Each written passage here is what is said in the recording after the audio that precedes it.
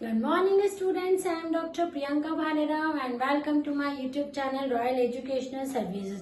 मेरे इस YouTube channel में आपको इंजीनियरिंग मैथमेटिक्स से जुड़ी हर प्रॉब्लम का सॉल्यूशन मिलेगा। साथ ही साथ में अदर फील्ड में यूज होने वाले मैथ्स के भी मैं वीडियोस अपलोड करती रहूंगी।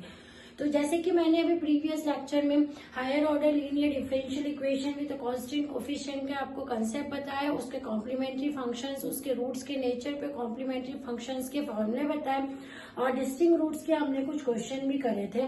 आज हम देख रहे हैं इक्वल रूट्स से रिलेटेड एग्जाम्पल, है ना।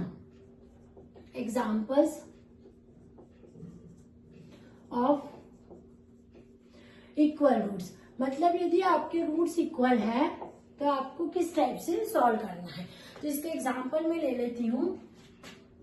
आपको कोई सी भी एक डिफरेंशियल इक्वेशन देके रखी रहेगी, ठीक है। कंसेप्ट वही है आपका कि आपको जो मैंने अभी डिस्टिंक्ट रूट्स का क्वेश्चन बताया था, उसमें मैंने आपको जो क्वेश्चन बताया था, जिस तरह से आपको सॉल्व करना था, सेम उसी टाइप से आपको ये क्वेश्चन है, उसको सॉल्व करना है। कंसेप्ट वही है आपका।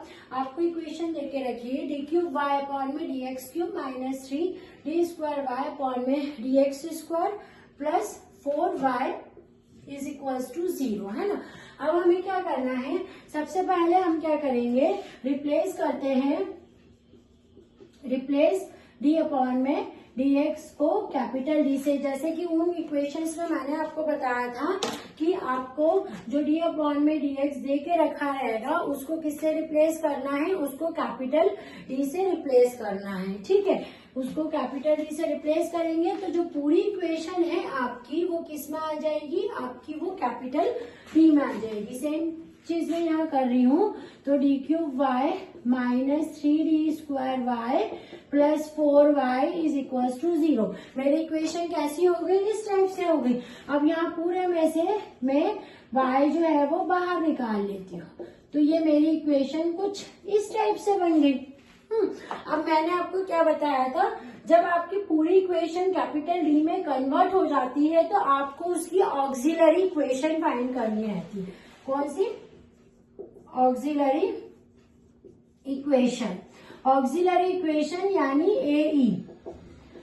इसका मीनिंग होता है कि कैपिटल डी को आप क्या करते हो, स्मॉल m से रिप्लेस करते हो। जो कैपिटल डी वाली इक्वेशन है वहां आप स्मॉल m लगाते हो, तो ये हो जाएगी m cube minus 3m square plus 4 is equal to 0, ठीक है। अब हमारे पास ये इक्वेशन आ गई, हमें क्या करना है, इसका रूट निकालना है। चूंकि ये क्वाड्रेटिक इक्वेशन नहीं है तो डायरेक्ट इसके आप जो रूट्स निकालते थे वो नहीं कर सकते, ये क्यूबिक इक्वेशन है। क्यूबिक इक्वेशन है तो हमको इसकी जो लॉन्ग डिवीजन मेथड है उससे हमको सॉल्व करना पड़ेगा। हम क्या करेंगे, इसके रूट निकालने के लिए जब भी इस टाइप का आपके पास में क्वेश्चन आता है जैसे क्यूबिक के फॉर्म में, वैसे ये आपको आता है क्योंकि 8th 9th में सभी बच्चे इसको कर चुके हैं, फिर भी यदि नहीं आता है तो देख लेंगे। इसको m+1 से आप डिवाइड कर देंगे ये वाली मेथड से। यहाँ m क्यूब है तो यहाँ m स्क्वायर लिखेंगे, यहाँ पर m क्यूब हो जाएगा। इस 1 का इसमें मल्टीप्लाई कर देंगे तो ये हो जाएगा आपका प्लस m स्क्वायर, है ना। फिर इसको माइनस कर देते हैं तो सारी साइन चेंज हो जाती है, जो कट रहा है वो कट जाता है।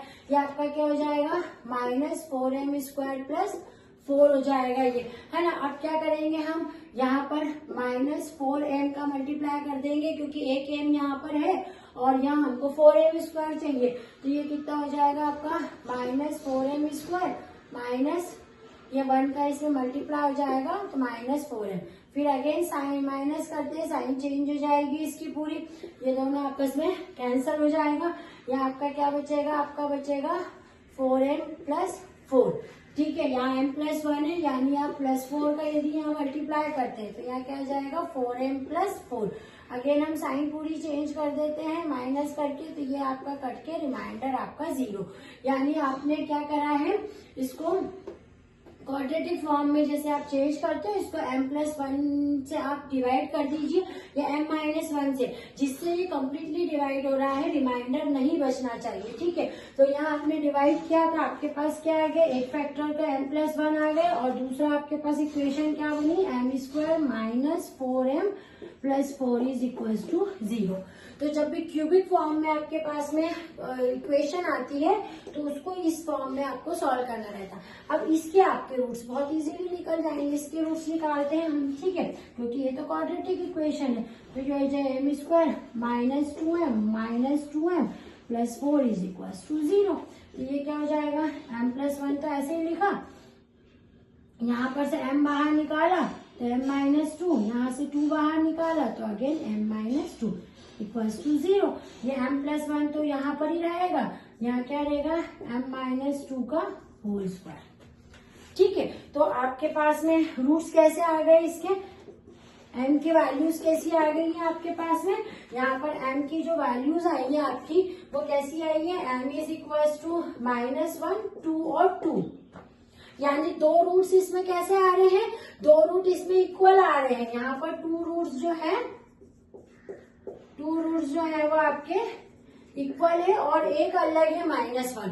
तो इसका जो फॉर्मूला लगेगा y is equal to CF जो है वो बनेगा C1 e⁻⁻x, ये -x इसका रहेगा, ठीक है, प्लस अब 2 इक्वल रूट है तो इक्वल रूट वाला फॉर्मूला हम लगा देते हैं, तो कौन सा लगेगा C2 plus x C3 e⁻2x।